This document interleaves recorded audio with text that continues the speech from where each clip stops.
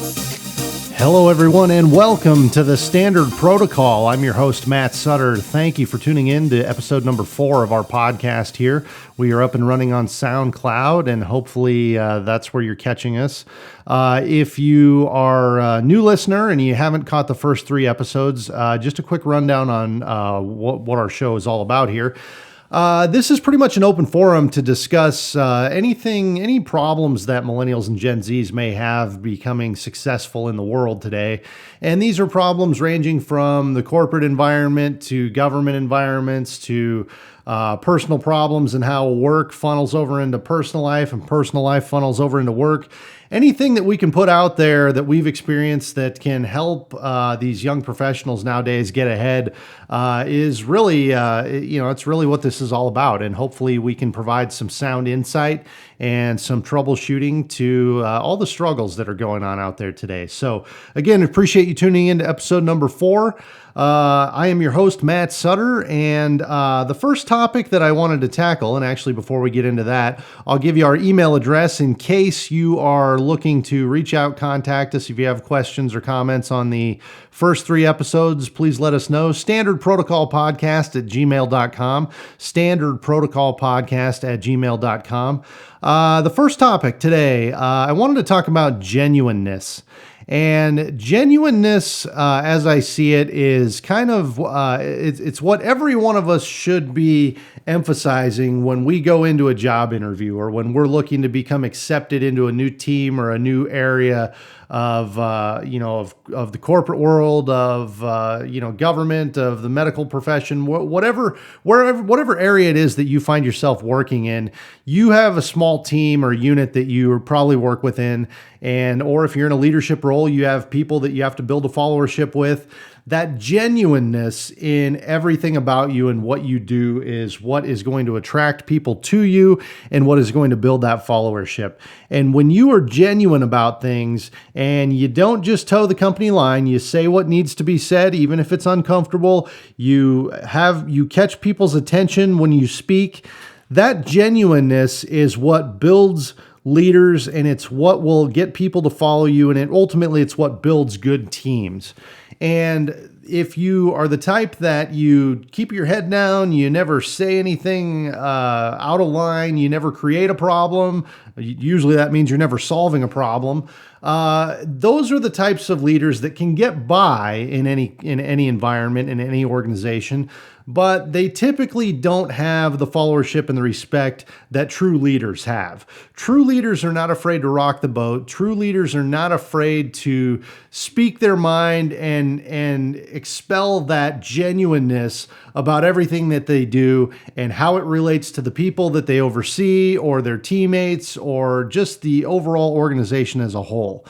If we come into things every day and our goal is never to create a problem, again, you can get by on that for a while, but you're not really moving anything forward. You're basically just treading water at that point.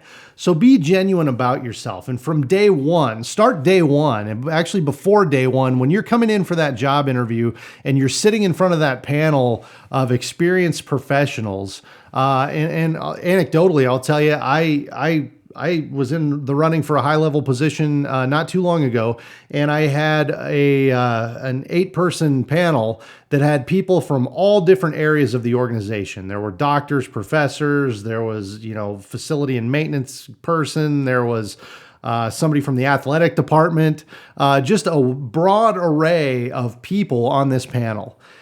That can be very difficult to reach every one of those individuals, because if you're coming in with a certain background and you're there to talk about a certain background and how that translates to the organization, you may be talking to somebody on that panel that's never worked in the particular area that you're looking to go into. So they may be clueless as to how you operate or the things that you're saying, what those translate to in the workplace. So those can be very difficult panels to interview, but that's where you have to fall back on that genuineness. And even if they don't understand a lot of the content that you're bringing and the subject matter that you're discussing in that interview, if they can see through to you and tell that you're a genuine individual, you mean what you say, you're always going to do the right thing, and you're always going to shoot people straight and tell it like it is, that will be well respected in any environment, even if they're not familiar with the particular specialized area that you're looking to get into. Those genuine conversations and that genuineness that you bring to the table in front of an interview panel is what will make or break you getting the job or not. I've always believed in that. And again, even if you're short on content or you're talking about an area that a particular panel member doesn't necessarily understand or doesn't work in every day, what they want to see at that point is your character. They may not know anything about what you're talking about, but they want to see your character shine through. And that's where you got to be that genuine individual that's going to shoot them straight from the heart and tell them, what they need to hear, regardless of whether it's the popular opinion or not. In any organization, you have those people that have never created a problem. They've never solved a problem. They've just kept their heads down, gone through the motion, checked the boxes. And again, a lot of times those individuals tend to rise to the top and they tend to be promoted fairly quickly. But the frontline personnel can always see through that. They always know when they're being led by somebody who's going through the motions, checking the boxes, and when they're being led by somebody who truly has their best interest at heart and is truly going to do the right thing in any situation, no matter how uncomfortable it may be. So come to the table with that genuineness, and as long as you convey it well, you communicate well, and you sell yourself, they are going to see that you are the right person for that position, even if your qualifications or your subject matter in the interview is lacking. Even if you fall short in a few areas, your character will shine through. I'm a true believer of that. So with that, I want to move on to my next topic. A lot of questions that I've gotten with the show so far is tell us more about you. Tell us more about where you come from. And again, to my earlier point, I struggle at times trying to sit and talk about myself. I would rather talk about others and the experiences that I've had with others and working through their issues. But to build better followership here for the show and to try to enlighten you on who I am and where I come from. If you listen to the first show, I'm an 18-year law enforcement veteran. I've been in that profession since 2004. I come from a working class family, grew up in the Midwest. I've worked in the Midwest and lived in the Midwest pretty much all my life. One of the things that a lot of people are a little bit taken aback when they find out about me is I never spent a day in college. I never spent a day seeking higher education. My educational background is simply that through the streets, the school of hard knocks, where getting all of my street experience as a law enforcement officer, going through not one but two law enforcement academies, the ins and outs of constitutional law, and how the Constitution applies to all of us and not just a few, and how to go out there and best keep everybody safe every day while eliminating liability on top of that. So as I've progressed in my career, as I've climbed through the ranks, I have taken a very risk management oriented focus on everything. And again, that's part of what is driving this show, is that risk comes when mistakes are made, and liability is greatly enhanced when mistakes are made. If we go out and we do things right and we get it right every day, very seldom do we ever face a lawsuit, civil liability, organizational embarrassment, personal injury, all of those things that tend to come back to bite us. If we go out every day and we do things right, generally speaking, we don't run into issues in most of those areas. So that's why I want to take my experience, convey it to you via this podcast, and open up the lines of communication via the email inbox and have you ask me questions, because anything that I've experienced, any mistake that I've made or lessons I've learned the hard way, I don't want you to have to get there via the same avenues that it took me to figure things out. So I want to instill that knowledge in you so that you are able to go out there on a daily basis and draw from my experiences as well as your own and do things as safely as you possibly can, while eliminating that risk of liability and that organizational embarrassment. So that's, my background, I wish I could tell you I had the master's degrees and the Juris Doctorates and all the things that corporate America is looking for these days. I don't have any of that. I never spent a day in college. I've been through 2 law enforcement academies. I've been through a lot of specialized training, leadership training, force science investigation training. I've been through a lot of stuff that has helped better me as an individual and as a police officer over the years. But at the end of the day, I don't have a master's to fall back on. So that's why I'm here in the position that I'm in now, reevaluating my life and trying to use this opportunity in this time period to teach you and to help better you so that you don't end up in the same position that I'm in, frankly. So that's a little bit about me and how I plan on navigating things through this podcast. The other topic that I wanted to touch on, quiet firing, is a term that I was not familiar with until a couple of weeks ago. A colleague of mine brought this to my attention.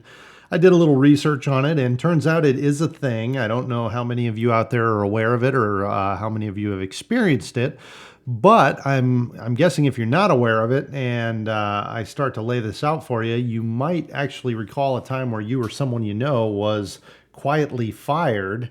And it's kind of an interesting phenomenon that's happening in the corporate world and a lot of other areas out there. So Huffington Post here has a recent article about quiet firing. It's top 5 signs you're being quiet fired from your job from the Huffington Post. Number 5 is your job expectations or workload changes without any input from you. And I have experienced this firsthand where decisions get made that directly affect me or the people that I supervise, and zero feedback, zero input is requested from me or from the people that the decision is going to affect. So that is one of the top 5 signs that you're being quietly fired. That's actually number 5. Number 4, you are placed on an unreasonable performance improvement plan. For those of you that get placed on a performance improvement plan, and I'm not a big fan of performance improvement plans because they don't do anything to really fix. They're weaponized more than anything. If you really have a troubled employee that's having trouble making the standard expectation every day, the performance improvement plan, or the PIP as it's often called, is really not a good way to correct that problem and get that person performing at an optimal level, because really all it does is it establishes a baseline that they need to stay above to keep you off their back. It doesn't really do anything to build them back up to a solid employee. It just establishes that baseline, and if you hover at or around that baseline, you're probably going to be okay. You're probably going to keep your job. But if you really need help and you really need assistance turning your performance around, the PIP is not a good way to do that. And I think it's weaponized. People that we don't like or that we disagree with or that are, that we believe are underperforming, but we don't have a lot of documentation on it, we tend to put them on the PIP.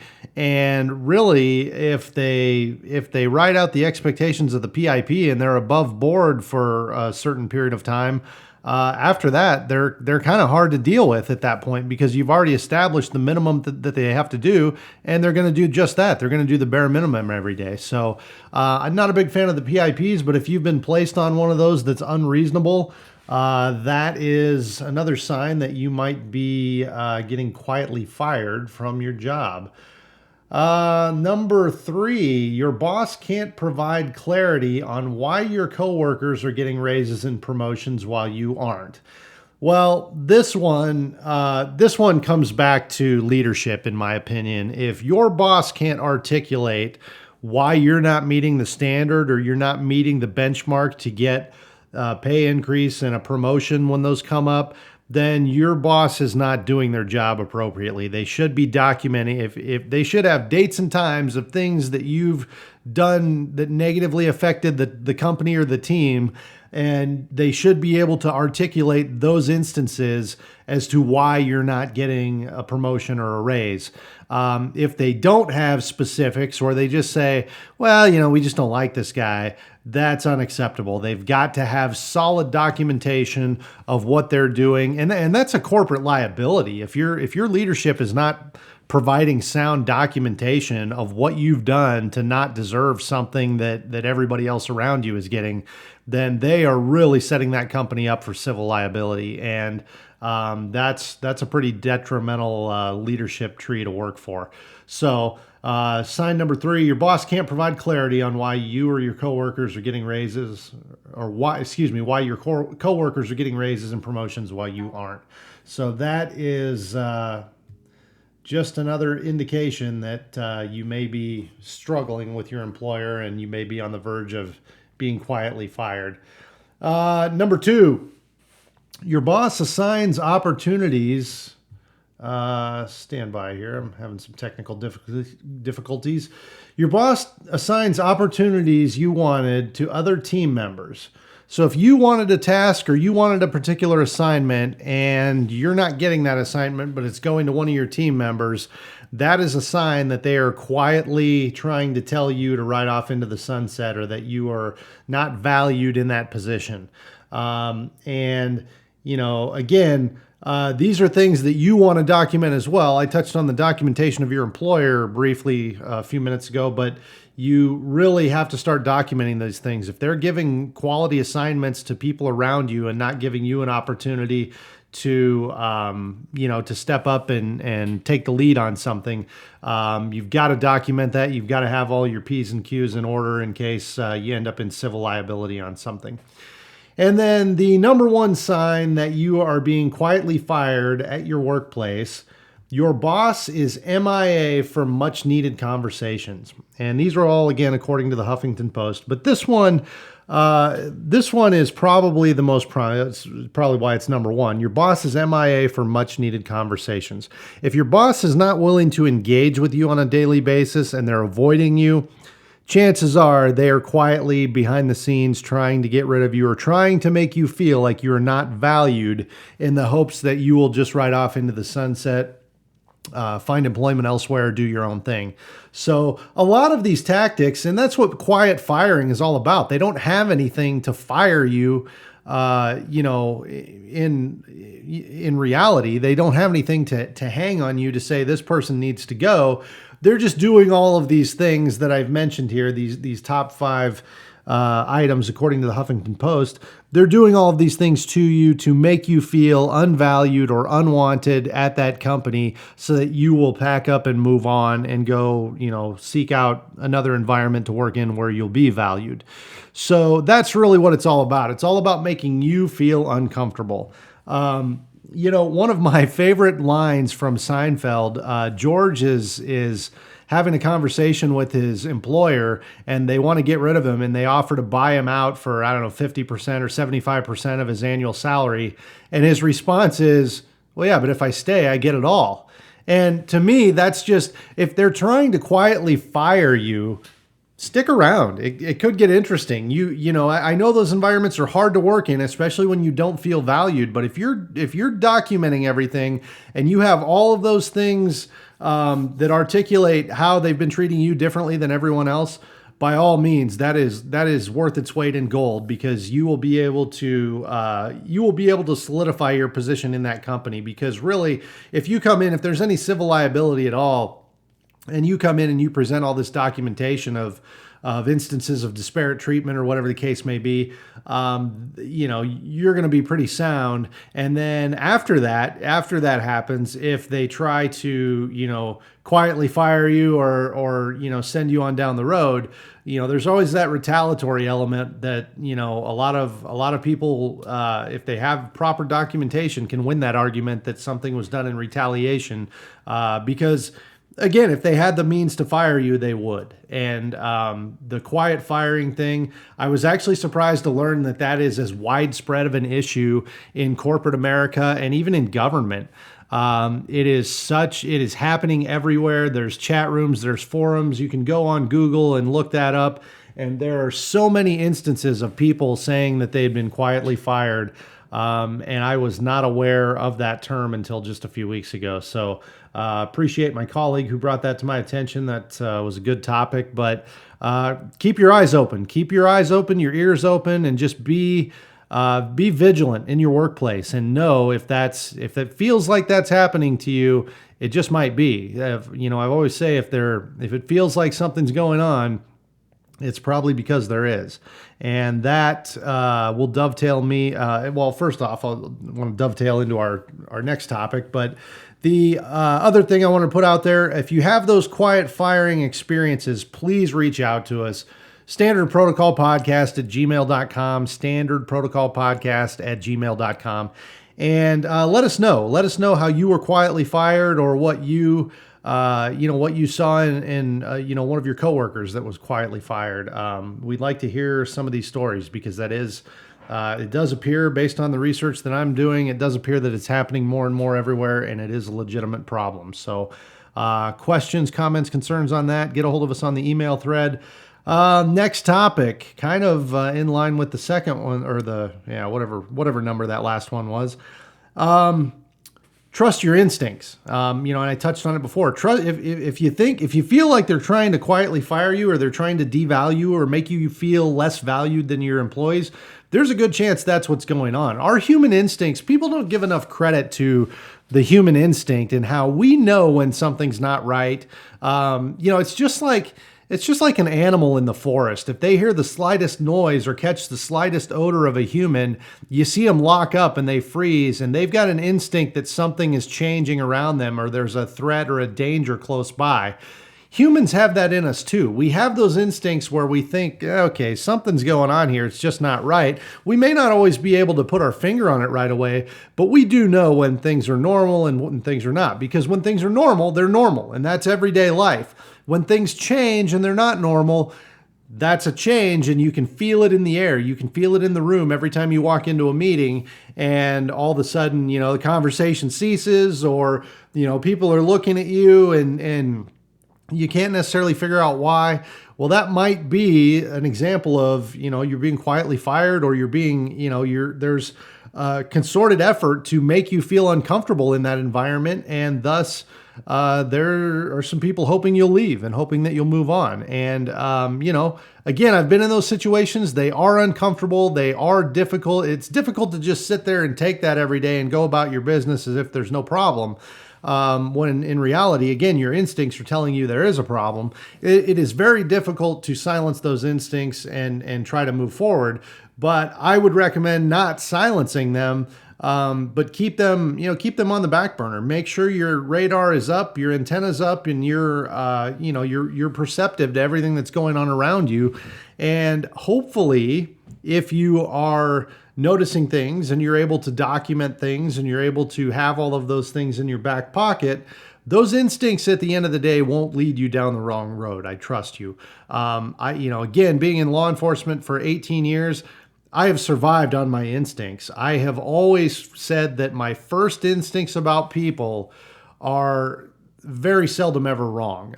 There are times where, I've had a good feeling about somebody, and then they've done something to change that feeling, but very seldom have I ever had a bad feeling about somebody right out of the gate, and they've turned it around in the end and become a born again, great employee or great person to be around, So I always encourage people, trust your instincts. There's something about humans where those instincts, we often don't give them enough credit, but more times than not, they are right.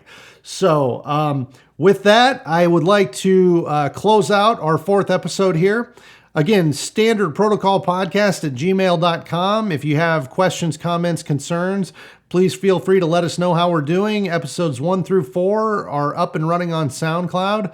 So with that, I bid you farewell for the week. Stay safe out there and have a good one. Be safe.